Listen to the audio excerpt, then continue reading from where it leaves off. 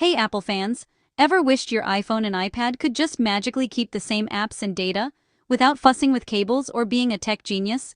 Today, I'll show you exactly how to sync your apps across devices, whether you're setting up a brand new iPad or just want your current devices to stay in sync. Let's get started. First, if you're unboxing a brand new iPad, you'll want to use Apple's Quick Start. Here's how power on your new iPad and place it right next to your iPhone. Make sure Bluetooth and Wi-Fi are switched on. You'll see a prompt on your iPhone asking if you want to set up the new iPad. Tap it, and then pick Transfer from iPhone. This instantly moves your apps, data, and settings over, so your iPad feels just like your iPhone, only bigger. Already have both devices set up? No worries.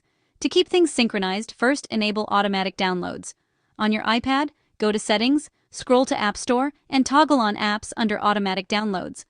Do the same on your iPhone if you want the sync to work both ways. Now, whenever you grab a new app on one device, it'll show up on the other automatically. Want your app data, like game saves or notes, to match across devices? That's where iCloud steps in. Head to Settings, tap your name, then iCloud.